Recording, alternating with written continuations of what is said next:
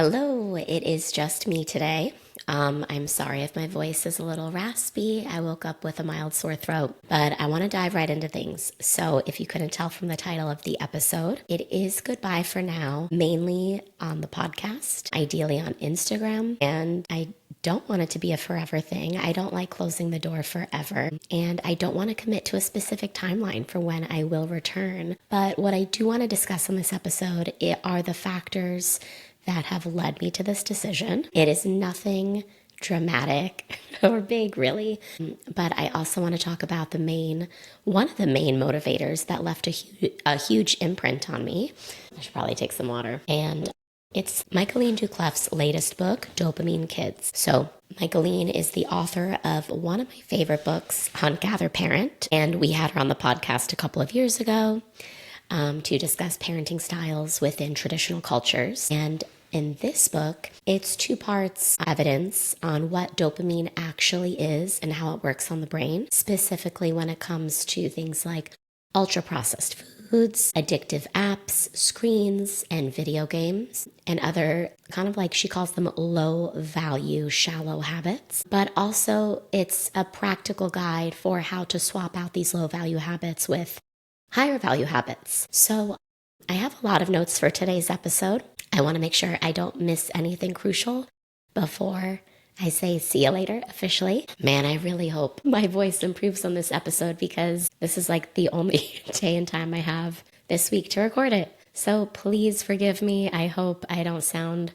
too annoying and that you don't tune out. I'm really sorry. Honestly, my voice sounds really annoying to myself right now. So anyway, I'm looking at my notes here. So I accidentally discovered that I have been better mentally and physically, both in terms of my nervous system and also my sleep quality and duration, but also my anxiety levels, my presence, and my availability for the people that matter and what matters most to me when I'm spending less time on my smartphone and particularly on Instagram, despite all of the wonderful connections and that I've made, opportunities that I've had thanks to this app. You know, I've had a very, I would say, rocky relationship with social media ever since my first introduction to it. Well, when I was 8, unfortunately, I had AOL 4.0. My username was KatieCat108 and probably a horrible idea. But yeah, that was my real first introduction 27 years ago.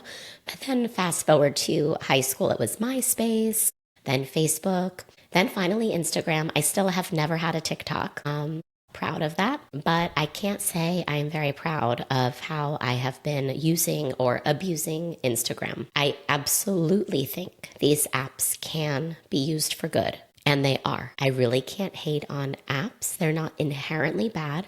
We do have to admit, though, they are designed to be addictive. It is literally what the science shows. We cannot deny it. The reason I have such a complicated relationship, though, is it seems I have trouble moderating my own usage because Dopamine Kids, the book talks about this, but willpower is just not enough in a lot of these circumstances. So I do want to talk about how Brick has helped me. Not sponsored. I am an affiliate. I will leave a link in this episode if you want a discount off of your Brick device. But I have been using this device, so I tap my iPhone to it. It's a tangible device, and it's magnetic, so you can leave it on your fridge, which is what I do. And I designate the apps that I want to be locked out of. Instagram is absolutely one of them, but I'll even lock myself out of WhatsApp, and I'll just tell family to text me instead. I'll stay locked out anywhere from just a couple hours to a 13-hour chunk. And I can't ignore the fact that I feel so much lighter and better when I do that. So it's left me with this difficult decision, difficult but not so difficult, what is my real relationship to social media now? What should it be? Again, we are reconciling the fact that there's wonderful connections made and great opportunities and wonderful knowledge that has been gleaned, especially in the alternative or mainstream space. But it also is sucking some of the life out of me. It can be a drain, and it's taking me farther away from presence and calm and true creativity in the real world, in the 3D world. So yeah, what I would like to do is take a very intentional step away from, and I'm kind of speaking to the podcast and Instagram together, because while, having these conversations on the podcast and recording the podcast is incredibly fulfilling and it is mission driven. There's so much on the back end in terms of production, right? And it's not just the recording of the episode and then you're done. There's the promotion on Instagram, and even with shortcut tools, to make reels, for example, it still is taking time away from, the 3D world. And right now, my ultimate priority is being so present with my children. Everyone loves to talk about how hard the newborn stage is. I am not denying it's hard. Like, if you have a colicky baby, for example, if you're dealing with oral ties, crazy sleep issues, yes, it is objectively hard. However, like in terms of trying to juggle other things, I've always found the newborn stage to be pretty simple in the grand scheme of things. Baby wearing, going about your day and your routine. But what's challenging is trying to do all of this while also being really present and engaged with a 1.5-year-old and a 3.5-year-old. So rather than trying to resist that, I want to go all in with the kids right now. So that's really like one motivator. Instagram is interesting. So I had an Instagram, a personal account that I didn't deactivate. I completely deleted it in 2019. And it felt like such a weight was lifted off my shoulders. And it wasn't until this podcast, so in 2023, when I got back on, but just as the podcast Instagram, not my own. And it has been nice not having like such a personal presence on Instagram. There are many moments that I wish to just keep private. But yeah, then there's also sometimes that like I do want to casually share what's going on in my life. So again, it's this weird push and pull of the unknown and not really understanding boundaries there. So really, both logistically, like we're getting ready for a major international move. The kids and like developmentally where they're at with these ages, it is so tough to do anything else. And that's not a complaint. It's just like a reality check of I am trying to do way too much right now. And nobody really tells you that it's actually way harder to try to like have a side business or work from home as a mom when you're also raising kids, even if they're like at preschool part-time. And this could be a time management issue on my part, but I think it's sort of the combination of, we've had a lot of sleep issues in our household, and, Lucy's been night weaned now for almost 3 months, which is, I'm so glad I made that decision, by the way. If you're curious about that, I have a night weaning episode a few episodes ago. But now she's doing this new thing. So I've been sleeping in Julian's bed. Lucy will sleep in the big bed with Eric. That's been going great. For the first stretch of the night, though, I will nurse her to sleep on, now I'm nursing her to sleep on this like little cushioned floor mat by Toki mats on the floor. And she sleeps on top of our duvet. It's like very cozy. She doesn't like any blankets over her. But then when she wakes up at 12 or 1, Eric moves her to the big bed. She goes right back down. But now she's doing this new thing where she has been like screaming bloody murder between 4 and 5 in the morning, and nothing he does can console her. She only wants me. And so I'll nurse her back to sleep. But like literally, I'm not exaggerating, this morning she was latched to me for 3 straight hours. So all that is to say, like if there's a late night and an early waking and I'm still, 19 months in nursing a lot, including during the day, I simply cannot take on any more. So something has to go. And that is going to have to be the podcast for now. I can see a reality in which I return to this, let's say, after we're settled in Sweden, maybe in the fall, maybe in the winter. Maybe I will slightly change up the niche or the style or the frequency of the podcast. But it does feel good to have some closure and just, let you all know not to really expect anything for quite some time. And that not only is all is well, but all is great. So I'm going back to my notes here. Yeah, I want to emphasize too, I am by no means above social media. I don't think anyone is better than anyone else if they have no Instagram presence or they're taking a break. I do kind of envy that sometimes. Like, I think it's kind of dreamy to be 100% analog. I think that's kind of cool, actually. Like, if you can make that work, go for it. But again, I really do not want to discount the benefits it has. It's just that for some personality types like mine, it's hard to moderate usage. That's all. And sometimes it can get out of hand and it can get in the way of quality of life and quality relationships and connection in person.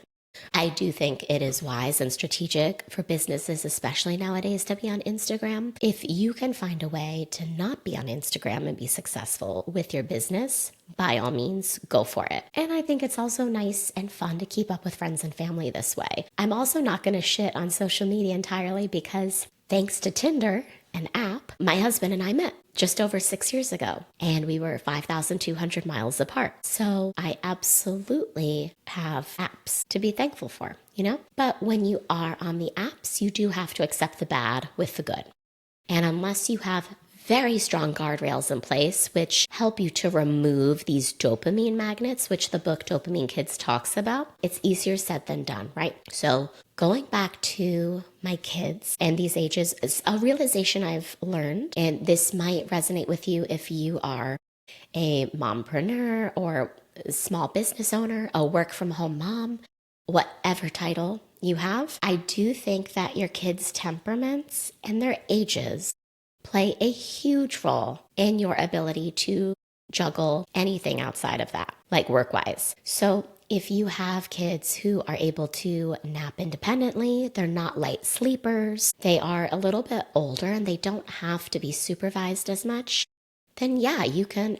Or if you are okay frequently using screens as a babysitter for your kids while you do work, like if that's within your values, you're flexible about that, then you can probably work from home with your kids. I had to learn the very hard way that I absolutely need someone else to watch them if I'm going to do anything podcast-wise, right? So it's just the ends aren't justifying the means right now in my life. And instead of being like bitter and resentful over that, I'm completely accepting reality, scaling this part of my life back. And what it's done in return is it's actually just made me a more fun and enjoyable person, not only to be around, but I'm seeing life through a happier lens. I'll just tell you like the most random fun moment that we all had. It's going to maybe seem mundane to you, but it meant a lot to me. A couple of nights ago, it was like right after dinner, we went on a family wagon walk in the neighborhood. We popped the kids in the Veer wagon, and they love to say hi to all the dogs in the neighborhood. When we came back, we all had fun, like the most fun ever, with doing cleanup in the kitchen after dinner and also folding laundry and putting piles away. So we blasted the Lion King soundtrack. And Julian was like doing some improv, experimental theater, breakdancing moves, getting his sillies out. Lucy's just clapping and smiling like he's always entertaining her and she thinks it's hilarious. And they're having so much fun. Like we're all tackling cleaning in a different way. So Eric is unloading the dishwasher. I'm wiping down the table. Lucy wants to copy me, so she's grabbing a sponge and she is trying to clean her high chair, and then Julian is cleaning the floor. So it didn't feel like a chore and it didn't feel like work. It felt like a lot of fun. And because the four of us are all participating, it got done so much faster. After that, it was fun because the kids saw how enjoyable these chores were, right? It's like fun work disguised as fun. So now we're all folding the laundry piles and we gamify it. I'm like, okay, who knows where this goes? And, Julian wants to win. So he's like, me. And then I give Lucy a little pile. And even though she's 19 months old, she knows she's not going to put it in, super neatly, but she knows like Julian's clothes go in his room.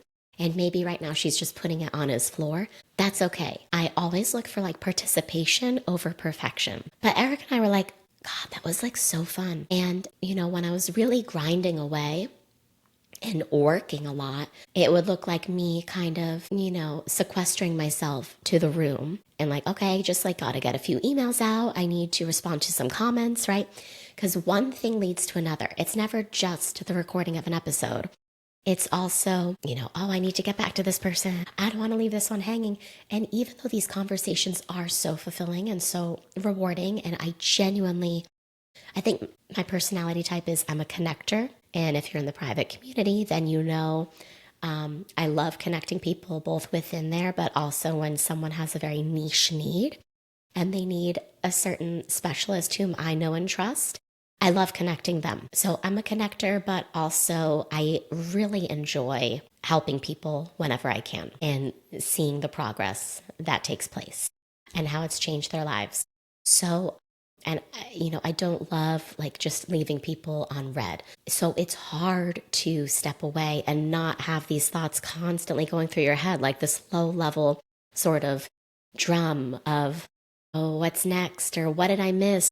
Or even the sense of FOMO, like leaning on the Instagram feed as an alternative news source, which can be really ugly. Yeah, again, this is extremely nuanced because a lot of the women I consider friends, I really exclusively would talk to thanks to social media. I'll give one great example, like with Radical Moms Union, which I have been participating in and I've been a part of for the past 3 years. I remember not when I was pregnant, shortly after I had Julian, my firstborn, and I remember seeing Radical Moms Union. I had known about Andrea of Radical Moms Union since before that time, and it was so refreshing to see someone being so vocal about matters that are seemingly taboo, that you're not really sure if you can discuss with women in your real life because you're not supposed to. And it was so refreshing to see that on Instagram. Then flash forward 3 years later, we're meeting in person. Or, even April and I, even though we met through my mom, to be able to even do this podcast together for so long before we ever actually met in person, that's such a unique, I think, trait or symptom of the super modern age that we are in right now. And at the same time, like Michaeleen reminds me in her book, Dopamine Kids, that there is no substitution for that in-person community and those in-person connections. And I have to say, ever since, honestly, work from home culture started in 2020, I've been pretty bad about. And that was all the way in Austin. So the last time I really remember having like a solid, consistent in-person community was sadly 6 years ago when I was, pre-motherhood, pre-marriage, when I was in Austin, Texas, working for CrowdStrike, and being so many years outside of college graduation. I graduated in 2012, having moved so many times, being in the thick of motherhood. I know these are all excuses, but it's really like you have to work so much harder to find your people in person. And it's just so easy on Instagram.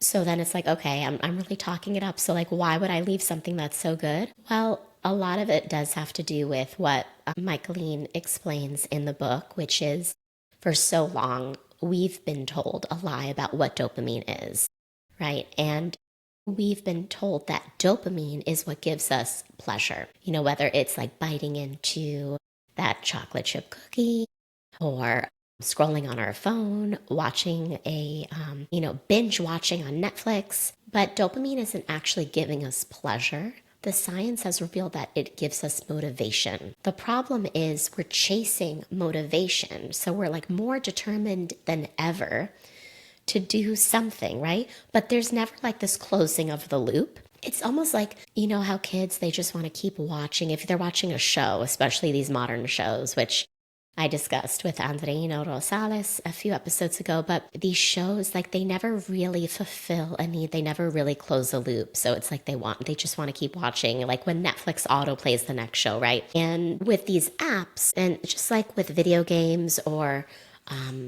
online poker, they just keep you hooked and you never really feel done. And sadly, that's how I felt. Like I almost forgot why did I open the app in the first place? Like, oh yeah, I was supposed to respond to this comment. Like I am not immune at all to the addictive nature of these apps. So I want to talk about like big picture, what will it look like? What do I want life to look like when I take this intentional big step away from Instagram and from the podcast? Because a large part of this book is about how do we replace these, she calls them low value, shallow activities. And I want to clarify, by no means do I think it's shallow or low value when I have like beautiful, authentic exchanges, respectful and really thought-provoking exchanges with you all, whether it's in the comments or in DMs over email. That is not shallow, but it's the other stuff that I had been engaging in that's shallow, sort of like the mindless scrolling that is hard to get out of, and also how it's just like done on autopilot. And I found myself realizing this is not at all in alignment with who I want to be, what I identify as, or my values.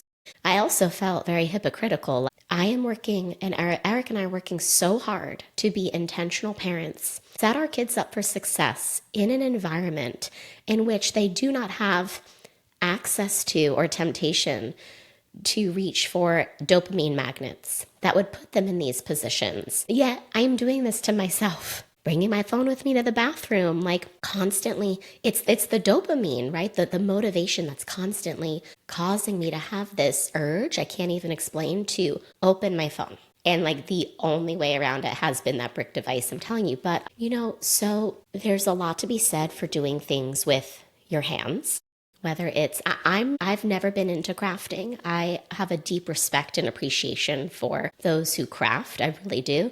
It's never been my thing, but I love cooking and baking. I also love, in terms of hobbies, I guess I haven't really spoken about this, but I absolutely love learning foreign languages. I was a French major. I also, in college, I studied Russian and Italian, really just for fun, and was quite good at it too. So I like it and I'm good at it.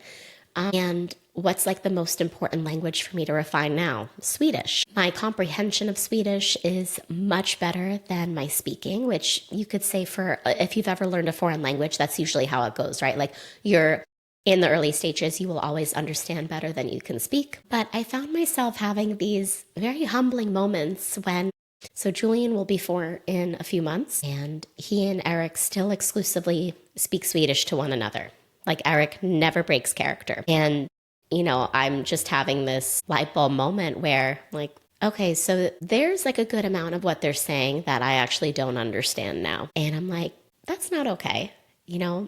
Both as a respect issue, like I think it's out of respect for Eric, too, and like me moving to Sweden. It shouldn't matter that they're all fluent in English and that English is taught from the age of 7. Just out of respect for me being in their country, I owe it to them, this is my opinion, to learn their native tongue, right? Is that the expression or is it mother tongue? Forgive me. All that is to say, in the time that I'm reclaiming for when I'm not mindlessly scrolling on Instagram, I want to actually really move my Swedish language skills from beginner intermediate to intermediate advanced. I want to do more than just order food at a coffee shop and make some casual small talk. Like I want to actually have a meaningful back and forth with someone. And I want them to be like, oh, wow, I'm impressed with their Swedish, So the other thing I want to do with more time that I'm reclaiming, like swapping out a low value habit for a high value one, is I've had such a mental block around making sourdough. And I've had every excuse under the sun. I'm like, oh, it's going to be like a third child that I just don't have the capacity to take care of right now. Or, I want to support local micro bakers, which is true. I highly recommend Crusty Cravings by Hannah if you're in the Southwest Florida area. And I'm actually, I signed up, or I'm going to be signing up for her workshop, her sourdough making workshop in May. My mom has taken it and she learned a lot from it. So I want to make sourdough because I think it's going to be really important for me to bring that skill, this timeless skill, to Sweden. I'm so sorry about my voice. Yeah, bear with me. But so learning Swedish, learning how to make sourdough. Also, one of the values that's important to me for my family is autonomy and taking physical risks. I mentioned this in a couple previous episodes, but also helping like usher my children through exciting milestones, not just like life milestones or rites of passage, but physical milestones. It's one of the reasons, well, I love potty training so much as a milestone, and I like helping people with potty training, troubleshooting, but the one that comes to mind right now is riding a bike. See, these are the types of like core memories that I really enjoy, that are important to me. I think because it has a lot to do with, if big picture, I don't like the idea of like snowplow parenting or helicopter parenting. And I'm seeing a lot with our convenience culture. We are putting convenience and comfort over risk and some slight discomfort, and like giving our kids time to fail, fall on our face, and then get back up again.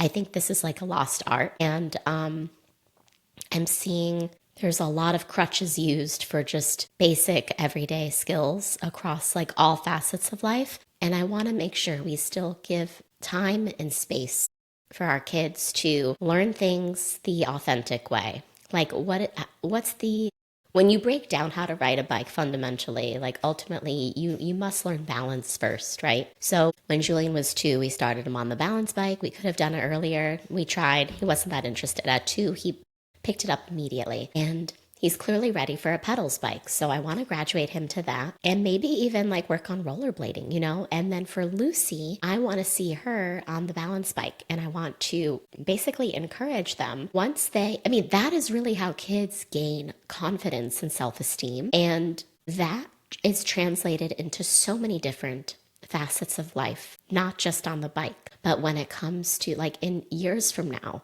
What I think it leaves an imprint on you, because like when it comes to trying something new that might feel a little bit scary, right? Or like applying for a job, just having the courage to do that, knowing you're okay and it's okay to do scary things and you can do them on your own. Like, it's really cool to witness. So, this is such a momentous time right now, like these ages. It's very clear that, and it's kind of bittersweet, that Julian is no longer really a toddler. Like Eric and I we had this epiphany earlier today. He's taken his autonomy and privacy to just a whole new level, that it's really, it kind of just hit us very quickly. It's making me actually realize like just how fast the stage goes by. And I want to be ever more present for them right now, especially because the future in Sweden kind of does hold some unknowns. Our cost of living is going to go up inevitably. If you're unfamiliar with Scandinavia, then the tax rates are high, and it's what helps to fund the social welfare system. So the school system, healthcare, and parental leave benefits, which is great. I have to say, as someone who does lean more conservative, I actually can get behind paying more taxes if the average person is actually reaping the benefits in real time. So yeah, I can get behind that. And with that, our cost of living will, in some areas, will triple, not across the board. So like when it comes to our mortgage, it's going to be really high. Even though we're going to put down a very large down payment to offset the monthly cost, it's still going to be a significant amount. And even though Eric is fortunately able to maintain his same position at the same company, they do a cost of living adjustment. So he's going to be making slightly less, and I will need to offset that by making more, a lot more than I am now. So while I've been thoroughly enjoying doing potty training consulting, and I have been seeing clients consistently, there is, unless something dramatically changes, which is okay, there's probably a decent chance I will need to go get like a job. And at first I was like, whoa, what? It's hard to envision that as someone who's like been outside of the real workforce. I guess when I say that, I just mean the, corporate 9-to-5 desk job. Been outside of that world for 4 years. It feels like an eternity. But the truth is, as someone reminded me, they're like, no, you've also had a podcast in that time, like you're doing potty training consulting. So, but it actually hit me. I kind of do want to get some kind of outside work when we're in Sweden, whether it's, I don't know, teaching English, or I really don't know what that could look like. I've had a lot of different types of jobs, I will say. So even though I worked in the corporate workforce in software sales for 8 years, I actually also worked in fine dining and restaurant hospitality in New York City, including at a Michelin star restaurant. That was quite the experience. I was a maitre d' at a famous chef-run restaurant, which is no longer open in New York as well. I've I've definitely had a variety of experiences, but ultimately what I would be looking for is like, I don't want to be bagging groceries. If you do that, there's absolutely no shame. And guess what? I have actually done that too when I was 16. But on the other end of the extreme spectrum, I don't want the hustle culture, boss babe career where you don't even have time or energy for your kids. I want something in the middle. It is common in Swedish culture to be able to get out of work by like 2 or 3 p.m. to pick up your kids, which is so awesome. And my sister-in-law has this benefit. As opposed to in America where you're still expected to work somewhere between like 4 and 6 p.m. So one of the main reasons I actually am really open-minded to the idea of getting back in the workforce. There's a few reasons, but one, it's because of like the culture of Sweden, like people are more reserved. Not clicky mean, but like people tend to just stay within their friend groups and they're not as extroverted in general. And then also when we arrive, we're going to be coming into like the very tail end of summer. So we're going to be going into colder, darker days and weeks. And then soon after, we're going to have like 4 hours of sunlight a day for a few months. The cards are stacked against me when it comes to making my own friends, right? Because yes, I will have both family. So my sister-in-law, who's my age, right? Her partner and her kids. And also Eric's friends who, we see every summer. They were at our wedding. They're about our age. Eric grew up with them. Many of them still live in Sweden. I would say a quarter of them already have kids. Not a ton, right? But yeah, they have kids, which is great. But I really want to make my own friends. And I have had luck, like wherever I've moved, making my own friends. I would say particularly before motherhood. Again, when I like wasn't deep in the throes of motherhood. So I'm very confident in my ability to make that happen. But it's going to be hard if I'm exclusively at home. And it can be very easy for me to stay introverted and isolated if I'm just, let's say, just doing potty training consulting virtually on a laptop, right? And like, let's say I'm like at a co-working space and everyone's keeping to themselves and nobody wants to disturb anyone. So I actually would love the idea of finding a job that it has to be somewhere in the middle of like, it can't be so mindless and boring that I'm losing my mind and it's too easy and not enough of a challenge. But it also can't be something that is so high pressure and high stress that is taking me away from being present as a mom. And like, I'm thinking about work when I get home. I fully want to and need to unplug once I'm home from work. But I would love to do something maybe for like 4 to 5 hours a day, really like a half day. And ideally something that is aligned with my values. So yeah, if you have any ideas, I am open. Feel free to email me at momsofftherecordpod@gmail.com since I will be taking my break from Instagram. The other perk, as Eric reminded me the other day, he's like, if you are working for a minimum of 6 months in Sweden, then you get to reap the maternity leave, the paid maternity leave benefits. They go based off of your salary. So you get paid at like 80% of your salary. So you still would get leave. You would get that benefit, but it wouldn't be paid. So yeah, we keep coming back to the conversation of baby 3.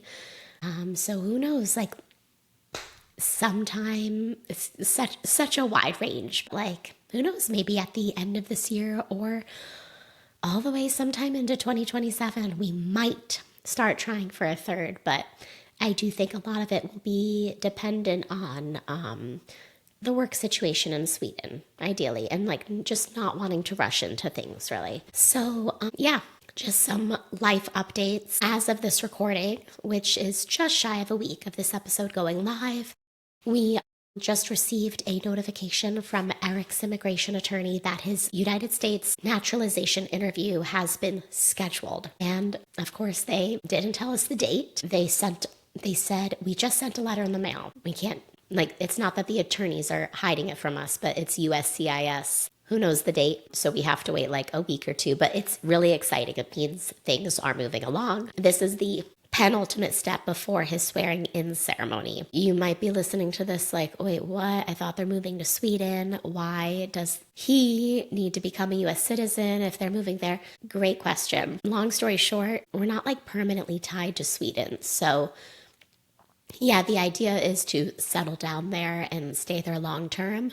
But should for any reason we need or want to move back to the US, it'll be a lot faster and easier if Eric is already a dual US citizen, as opposed to paying for him and waiting for him to go through the green card process again, because that would have to start from square one. So that's why we're doing that. But it does look like, timing-wise, that we're still looking at an August move, give or take. Probably give, not take. Yeah, so I mentioned some of the high value habits that I would like to be doing with the time that I've reclaimed from being on Instagram too much. And just to add to that, I would say reading for fun. Not just because and the thing is, the podcast has always been fun. So a lot of the stuff I read for the podcast was because it's fun. Like Dopamine Kids, yeah, you could say it's a parenting book, reading it for the podcast, but that's also fun. But I also don't know, I don't know what other categories would I like for fun. I'm not into fantasy at all. I don't like romance novels. I do love murder mysteries, but it just has to be something realistic. Yeah, I don't like a ton of fantasy. I like biographies. I like autobiographies. I like murder mysteries. I also have been working one-on-one with Carly Hartwig, who I had on recently of Clean Living with Carly. And I want to become more confident and fluent in the Justice method, which is a sympothermal method of fertility awareness. I thought I knew a lot about FAM. And so I had 2 lengthy Zoom calls with her, kind of introduction courses into how I'd be charting. And then I realized I was very quickly humbled, wow, there's a lot more to this. And it's not to overcomplicate something that should be intuitive, but it's really to make it foolproof, which I like, because I'm not going to be doing anything, and Eric won't be doing anything like vasectomies, IUDs, getting tubes tied or removed, like that. Those aren't in alignment with our values. Definitely not the birth control pill. I just want to make sure the FAM method I'll be using from now all the way until menopause is foolproof. And so that's what I like about a sympothermal method. We're using both cervical mucus observation and timing plus BBT from temp drop in a very specific way. So the other thing that I want to do is I want to be more active and helpful in my local community, making genuine connections there, in person in my backyard, specifically around potty training. I've been doing a lot of virtual consults, which I still actually will do for people who are local. It's usually just more convenient that way, but I guess I want to get my name out there more locally. Yeah. Even though I'm only going to be here for a few more months, it's been fun. I'm doing another local event in Bonita Springs. I guess, by the time this episode comes out, that will have already happened. But yeah, it's been really fun. So I want to talk about, I'm going to read out some excerpts from Dopamine Kids. And there's actually a lovely woman who I've also befriended, who's in our private community, who took it upon herself to start a book club for this book. So we're going to be starting that soon. But I mentioned before that we've been lied to about dopamine, and we thought that it's the happy molecule that gives us pleasure, but it actually gives us motivation. The bottom line is these addictive apps, screens, video games, and ultra-processed foods are causing us to want them more than we're actually enjoying them. And I have to say I'm proud because I feel like the ultra-processed foods and screens issue is not a problem in our household, not by accident, but by design. However, again, going back to me feeling like a hypocrite, I really feel like, especially lately, before I was using Brick, my own personal phone usage was not healthy and not in alignment with my values and not something I want to model for my kids. So it has to start with us and what we do. And I had to become so clear on the activities and values that I want my children to embody and take with them into adulthood. And what do I want for our family unit? So there is something that sort of has been bugging me. I'm probably going to get canceled for saying this, but I don't really care. I know this is going to land with many of you, but this also is a major trigger point for some. I do think it's very much our responsibility an obligation, especially as mothers, for all parents, to lay a healthy foundation for our kids. And that sounds very generic, but this is what I mean specifically. To set up an environment as early as possible for our kids where they don't have these dopamine magnets lying around. And I get it's like the messaging for parents is confusing. And I'm going to get into this when I read an excerpt from the book a little bit later on.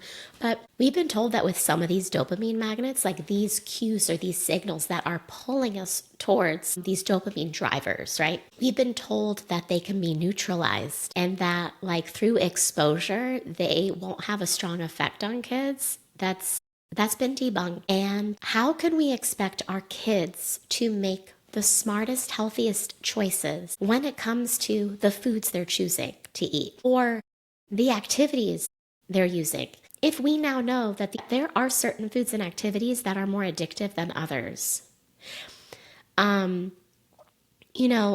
if we want our kids to have the vegetables and the meat and the fish and the high quality dairy, but we are keeping ultra processed foods in the house, what do we expect, right? I am not an absolutist. I'm not a purist, but this is where I draw the line. In our household, we do not believe in moderation when it comes to ultra processed foods. But however we feel about ultra processed foods, we should absolutely be applying to these other dopamine magnets that are equally addictive, like screens. Now I will say I am much stricter about foods than I am about screens. But like where we draw the line is like no tablets, no small devices. There's certain shows and channels that will not be watched, period. Ideally, and like in a perfect world, we will all co-watch a movie, but there's plenty of times where just Julian, not Lucy, but Julian is like watching a movie. Now I'm leaning more towards movies over shows because I think these shows are designed to leave kids wanting more and more and more, and they're never fully closing the loop. Whereas with a movie, you have, the beginning, the climax, the end, there's closure. But when it comes to food, like we love to cook, we love to bake. I have no issue with making from scratch. Like Eric he just made from scratch delicious, organic, homemade chocolate chip cookies. And I'm not even talking about like no refined sugar. Like, no, we'll use real organic cane sugar. Or he'll even make his own brown sugar by mixing, I think it's like cane sugar and molasses. Molasses is super high in mineral content. In my perfect world, we would exclusively use freshly milled grains, which I get locally, like freshly milled einkorn. Eric is like, I don't know about that. Like, let's just use organic King Arthur flour, whatever. So I'm not a stickler when it comes to the nitty gritty around that. But, there's still a belief out there that like crackers are healthy, aside from the fact that they stick to your teeth and lead to cavities and like a dysbiosis in your oral microbiome. They fulfill no need. Like, they're not doing anything. There's no nutritional value. I just don't see why a snack can't be an ounce of cheddar, like real cheddar cheese, and an apple. Like, can we just go old school? So yeah, in terms of the activities and values for my kids that I want them to have, taking physical risks and having autonomy, I actually believe in that over extreme safety. But to have some nuance, I believe in a safe place to take physical risks. For example, like learning how to ride a real bike, right? Not letting a 4-year-old drive a car, not stupid risks, but just good old-fashioned risk-taking. Creativity and musicality. So we got, a long time ago, secondhand, we got a piano from Facebook Marketplace. And Eric is very musical. He can play guitar, he plays piano, I like to sing. So these are great examples of what I want to do more of. And again, the kids don't really have this issue. I'm like reading Dopamine Kids. I'm like, the kids are great. It's me. I'm dopamine mom. I'm like, I was talking to another friend. We're like, oh my God, we're the dopamine adults. We're instilling all these amazing values in our kids. And then we are like, secretly using our phones. And I don't like that. I do want to find a way to, in moderation, in a healthy way, use Instagram for good more and like get back to that balance. And I think Brick has been helping me. but sometimes you just need to remove it altogether for an extended period in order to learn how to reincorporate it. So, a love for reading. I personally love the Brave books. We have probably 20 of them. I love them because they're not using AI generated illustrations. The illustrations are very classic and intricate and realistic. They're not like slop, like AI slop and ugly, disgusting junk food colors. The morals and the values in the story are so important and timeless, and values that align with our families. And it's actually an interesting story instead of just like some boring junk garbage. Like how the song The Wheels on the Bus Go Round and Round is pretty annoying. But then if you listen to I don't know, like a more adult-oriented classic music, it's interesting. Like, it's not annoying. It keeps you hooked. Maybe it's like beautiful lyrics. Think of it that way. We keep books in like every single room in the house. And just the other day, it was really sweet. Like Julian and Eric, they were reading a book together, a Brave book together outside at dusk. And I also love having board books around so that Lucy gets acquainted with books too. Because again, these high value habits, they're not going to happen by accident or by chance. It's our job to leave these healthy habits in places that are easily accessible for our kids. That's how they autonomously will go to choose the healthy habit when a junk food habit, literal or figurative, is removed. And the same goes for us adults. So other things I value is being imaginative. So again, that goes hand in hand kind of with creativity, but anything open-ended can lead to imagination. And I don't know if this is like personality or temperament driven, or if all or most kids are like this, but I feel like, I was definitely a theater kid growing up. I don't know if Julian got that from me, but it feels like every day he's like putting on a show. Like he gets into character, he's putting on a performance. There's like a hero and a villain and a jester. And I'm like, this is freaking great, Also, something we value is appreciating homemade and wholesome food. So again, I don't mind the brownies. I don't mind the cookies. And hey, like I've never made a cracker, but if you want to make a real cracker from scratch, by all means, go for it. We can eat those foods if they're homemade and wholesome, so like real good quality ingredients. And I always invite the kids to help me, but we're not going to keep, and this is going to sound extreme to some, again, I don't care. We're not going to keep the dopamine magnet food in our house because it's not designed to actually be satiating or fulfilling at all. It leads you to wanting more and you feel worse. It doesn't matter if it's the Annie's cheddar bunnies or the goldfish. It's Annie's cheddar bunnies is the lesser of two evils. So yeah, let me just dive right in. Page 46 of the book, I'm going to read some excerpts that stood out to me. So in her research, Michaeleen has identified 7 needs that American society often overlooks and undervalues. And these 7 needs are creation, purpose, belonging, progress, adventure, fiber, and distraction. And so it's that American society often overlooks and undervalues, or that psychologists have only just begun to appreciate as critical for children's well-being. She goes on to say, as I mentioned earlier, I've dedicated a mini chapter to each of these needs. In those chapters, we'll learn how tech and food corporations design their products in a way that dupes children's brains. Their apps, games, and ultra-processed foods give children the sense that these products can satisfy their fundamental needs. But in fact, the opposite can occur. Many apps, games, and ultra-processed foods prevent children fulfilling these needs. And again, I want to repeat the needs. These are fundamental needs that children are born with, that they seek to fulfill. It's creation, purpose, belonging, progress, adventure, fiber, and distraction. So, of course, this list of needs is by no means complete. Every psychologist will give you their own unique list, and each fundamental need is multifaceted. Parents can fulfill it in numerous ways. So, I focused on needs that offer parents practical takeaways. And she goes on to say, here's what's so beautiful. In the long run, these activities won't add more work to your lives.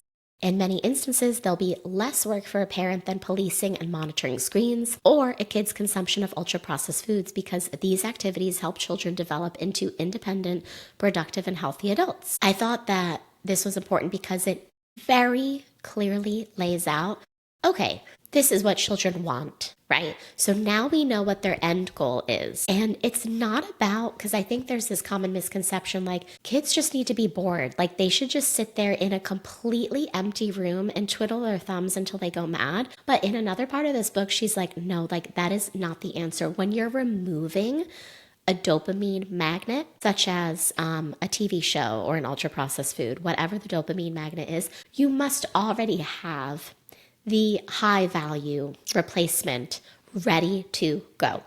And so if it's a book or if it's riding a bike, whatever it is, it needs to be super simple to mount off of that dopamine magnet and instead get into this new habit. And that will take time, right? But it's totally possible. It's so rewarding.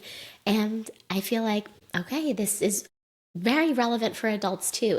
I know it's called Dopamine Kids, but more of us than we'd like to admit are also dopamine adults. And many of us actually maybe grew up as dopamine kids in some respects. Again, for me personally, ultra processed food was never an issue, fortunately. But I can't say the same about screens. I was never into video games. I was never like a YouTuber. But I would say just with the apps, and smartphone usage, got a little out of hand. All right, so I want to jump ahead to another excerpt that stood out to me. This is on page 221. Cam Adair knows this love affair intimately. He recovered from video game addiction at age 21, and he has spent the past decade helping other young adults and teenagers recover as well. He founded and runs one of the world's largest communities for video game addiction. The urge to see progress is, quote, one of the absolute most crucial reasons, end quote, people play. He said, you get to see your progress. You get to receive feedback. Adair calls this aspect of games and social media constant measurable growth. As he noted, you see constant measurable growth almost as soon as you log into any app. You don't need to put in much work or effort at the start. There's little price to play. Take World of Warcraft. For new players, it's super easy to advance from level 1 to level 2, but to advance from level 59 to 60 requires much more work. Adair explained, level 1 to 2 might take you 2 minutes. Level 59 to 60 might take you 2 months. And the game designers do that specifically so you get that feedback loop of, oh wow, I put in an effort and I get progress. I put in an effort and I get progress. But in life, it just doesn't work that way, he added. It's more abstract and more difficult to make progress. When you're trying to master a real life skill, so in my example, like let's say when I tried to master making sourdough, at first you often fail and fail frequently. You have to work really hard in the beginning, and the progress you make often happens quite slowly. For example, after Adair quit playing video games, he took up surfing because it's a great way to experience growth. But it's much harder to see my progress than with gaming. I don't have a scoreboard, a badge, or a new level to achieve. I just fall on my face less. This slow as molasses progress can feel quite frustrating for children and adults too. As you try to learn to surf or speak Italian, play guitar, grow tomatoes, you might even sometimes feel like you're going backward, such as when a baby skunk comes at night and eats all your ripe tomatoes. But if you stick with it, such pursuits will eventually yield what gaming and social media rarely do, real rewards. Your effort repays you with useful life skills, leisure time that rejuvenates instead of drains you, and new friendships with the people who help you make progress, because you're going to need them. All of these real rewards will light up your hedonic hotspots, and Michaeleen talks more about hedonic hotspots at the start of this book. I'm not going to get into it right now because this will just go on for too long. But she goes on to say, all of these real rewards will light up your hedonic hotspots and impart that long-term satisfaction and feeling that games and social media withhold. Yeah, just such an important reminder. I worry about what it's like to be someone who grows up who doesn't understand, like in their body, what it means to have grit and to persevere and to push through something that's hard. And instead to numb out with something that feels easy, like a screen or an ultra-processed food, a treat. I feel lucky that I had a ton of opportunities growing up and in my young adult life to face failure in different capacities and to have to persevere through that, and then to ultimately reach success. And knowing what I know about these addictive apps and smartphone usage now, it is hard to reconcile using it and living a life in alignment with my values at this time. And again, like, don't hold me to it, because I do actually want to find a way to use it with more moderation, use it more, sparingly, strategically, not let it get out of hand. But yeah, we really can't deny the science here and just forget about the science, just the logic, right? Like, we don't need a research paper. We don't need this book to tell us that being on social media for too long is draining. Even if we are reaping certain types of benefits that maybe you don't reap in person, it is draining. I do want to also read, skipping ahead a few pages, an excerpt from page 228. Okay. Oh yeah, I love this one. All right, it's actually 227. We'll start there. Psychologists define willpower and its sister self-control in a myriad of ways. But in broad strokes, they're both your ability to resist a desire or your capacity to deny yourself a temptation that's near you. In terms of dopamine, willpower allows you to ignore the instructions your motivation circuitry sends to the rest of your brain. For example, I once hid a bag of chocolate-covered almonds on the top shelf of our pantry, behind packages of curried lentils. Every now and then, while writing, I would think, I'd like to eat a few of those almonds. But my willpower or self-control prevented me from climbing on a step stool and grabbing a few almonds each day from our pantry. As a parent, I've been told that willpower is like a muscle. It strengthens with use and atrophies without it. So it's my job to build up Rosie's willpower, like the way a bodybuilder pumps up their biceps. I do that, psychologists advise, with one key strategy: exposure. If I shield Rosie too much from Oreo cookies, gummy bears, and veggie straws, psychologists have warned that at some point when Rosie governed her life on her own, she would go wild and overconsume them. She'd have no self-control because I hadn't helped her develop that piece of her personality. So I'm supposed to expose Rosie to temptations regularly so she can learn how to resist them and bulk up her self-control. She will learn to block her motivation circuitry the way a boxer learns to block a punch. As she moves through her life, she'll have the strength and wherewithal to resist all the enticing white marshmallows people put in front of her. Parenting experts have applied the same theories and advice to devices and apps. If you withhold video games, social media, and video streaming from your children, experts have claimed your children will never learn to regulate with these technologies. This idea dates back to the 1940s when the pediatrician Benjamin Spock warned parents never to ban or forbid any foods because that would only magnify a child's desire for them. Parents, he said, should never withhold dessert from a child even if they didn't eat a bite of dinner. Although Spock and other psychologists had little scientific evidence to back up these recommendations, and the advice went against centuries of parenting practices, these concepts became linchpins of 21st century parenting practices around food and technology. Versions of this advice splash across venerable news sites every few months and crop up inside blockbuster parenting books every few years. Some popular child psychologists today even recommend that I serve Rosie a dessert with her dinner. I'm supposed to put a chocolate brownie on her plate right next to baked chicken and steamed broccoli. This approach, psychologists claim, will help Rosie build a healthy relationship with high-sugar, high-fat foods. It will teach her to eat the amount that feels good for her body, and over time she'll be less dessert-focused. So, when I tell parents about the concept of curating the cues, she's referring to the dopamine cues, which she discusses in her book, sometimes a troubled look arises on their face, and they push back with a remark like, "But we need to teach children how to have self-control around junk food." To their ears, the ideas that I'm expounding here sound dangerously like they might leave their children ill-equipped for the world. But after that day at the pool, she has this whole story at the pool where she brought like veggie straws and then healthier snacks like strawberries and something else. But the kids went for the veggie straws. And when she asked them later, like her daughter and her daughter's friend, what did they really like? They didn't say the veggie straws. I think it was like the strawberries, but they went for the veggie straws anyway, right? Because the dopamine basically triggers motivation and not satisfaction.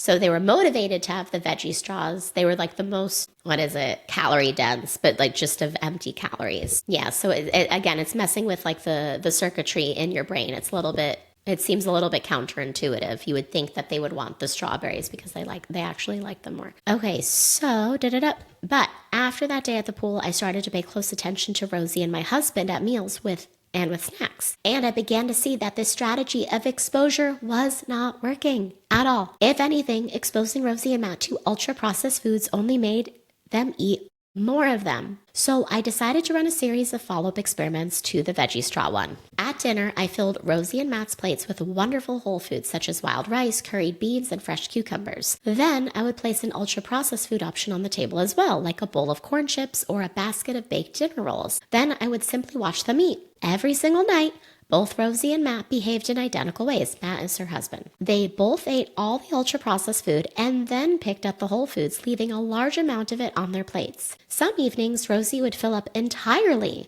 on the ultra-processed foods so that she would finish dinner without even touching her rice and beans. Yeah, so she goes on and on, right? The reason I think this is so important is it really illustrates that, again, going back to what I said earlier, we cannot expect our kids to make smart decisions around addictive products if they're accessible. And it's why, I don't even like to keep these products when it comes to foods in our home. We're not even like a crackers or chips kind of family. Yes, occasionally Eric does like some Siete chips, but I used to definitely be like an organic cracker snacker, but I think it left me feeling so unfulfilled.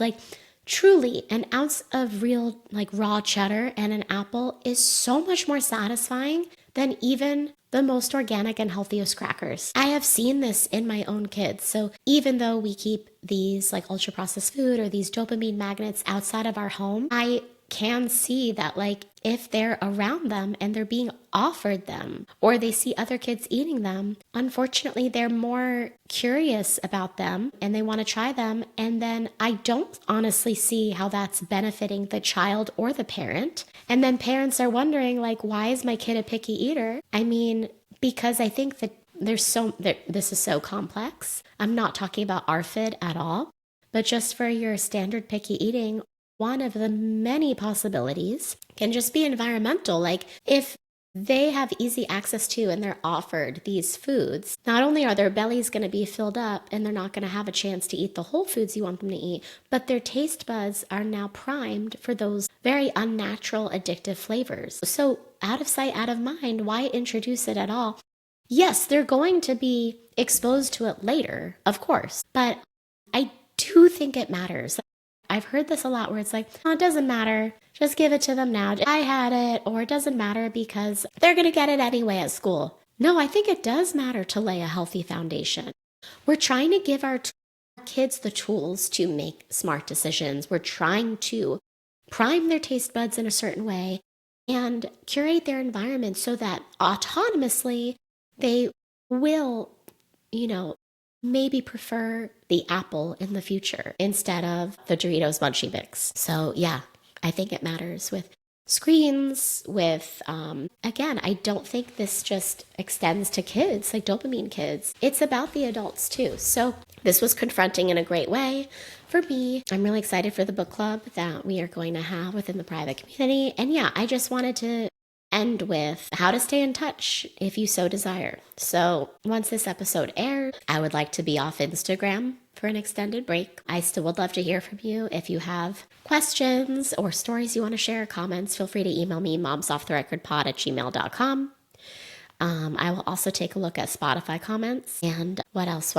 My calendar is still wide open for potty training consults. I found a lot of fulfillment there. To me, it is like a puzzle. It's like a fun puzzle, right? And I found my niche too. I really enjoy working with moms on poop withholding. So this is pooping anywhere except for where it belongs, on the toilet. So in the pants, underwear, on the floor, specifically asking for a diaper to poop in. There is a certain protocol. And so yeah, working on poop withholding, as well as another niche I've sort of found myself in by chance because I have a firsthand understanding of it and training in it, is when someone has a lot of exposure to EC or elimination communication, but they really want to be done with potty training and transition away from this casual EC approach and just be fully potty trained. I really enjoyed that as well. But really, with any potty training conflict, pee withholding, poop withholding, any type of regression, just learning the potty training process.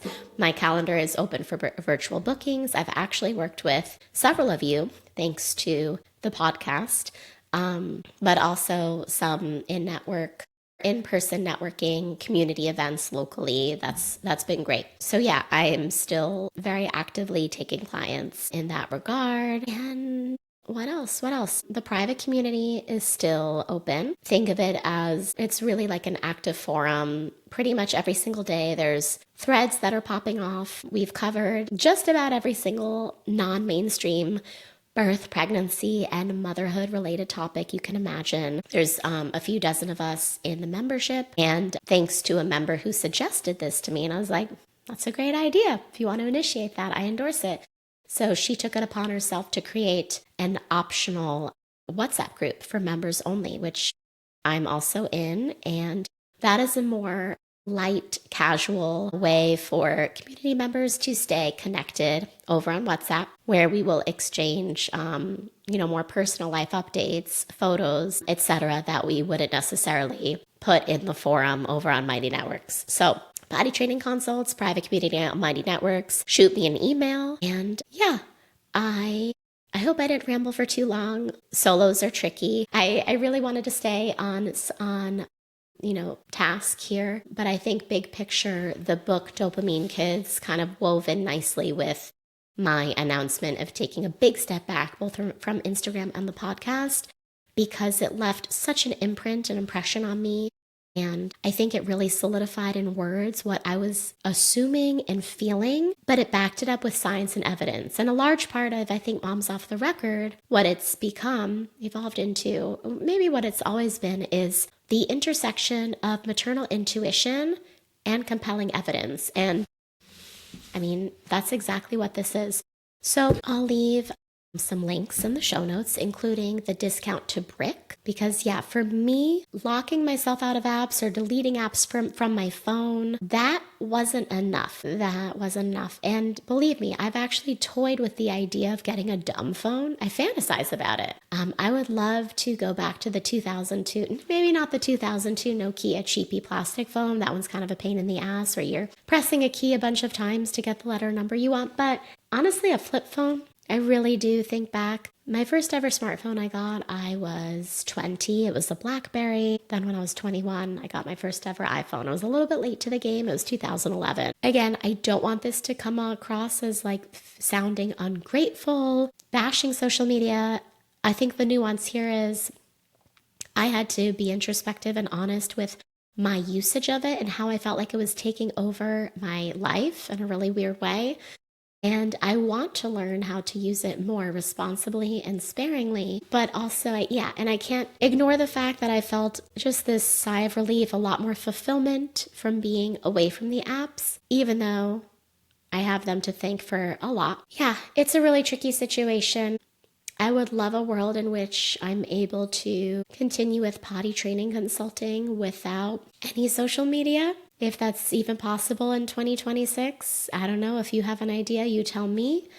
That would be cool. I have spoken to a couple friends who are like, I don't need Instagram for that, or I just don't want to interact with the app. So I'm okay being a little bit smaller in my business. That's okay with me. Like, that's an okay trade-off for not being on social media. I have toyed with the idea of making a completely separate Instagram account just where I talk about potty training stuff. So it would be more niche instead of all over the place. But on the one hand, it seems smart. And on the other hand, it feels, that's kind of counterintuitive to my goal of not being around a dopamine magnet. I think we're just going to have to see what happens when we move to Sweden. Maybe I just take some clients virtually here and there without really working too hard for it on the Instagram front while I have the real job I alluded to. But if you have any thoughts or suggestions on a job I could have in the Stockholm area as, a mid-30s mom of 2 toddlers who doesn't want to be totally burnt out and stressed out and a workaholic, but also doesn't want your most entry-level job, let me know. I'm all ears. And I think that's really it. So I just want to say, if you have still continued to tune into the podcast, thank you so much. Your listening matters so much, even though I am pausing the podcast for now, and I have no idea when I'll return. You being here and listening every week means the world to me. Thank you for sharing episodes on your Instagram with your friends and family. It matters, and I see it, and I so appreciate it, and I really do genuinely care about what you think. So yeah, I'll still be around in those channels, mainly email and the community. And yeah, if you have a little one who is really struggling with potty training, regardless of what the issue is, or you want to get started on the right foot when it comes to potty training, there's a link in the show notes to book a consult with me. I would be so thrilled to help. And I also included a link to client testimonials. I recently updated the testimonials tab on my website. Of course, all the testimonials have been approved with the client's consent. And yeah, just to show in a variety of ways how I have helped others in their potty training journey. So hopefully when I come back on here, whenever that will be, I will have more positive updates for you. And yeah, I guess we'll be in touch. All right, see you later.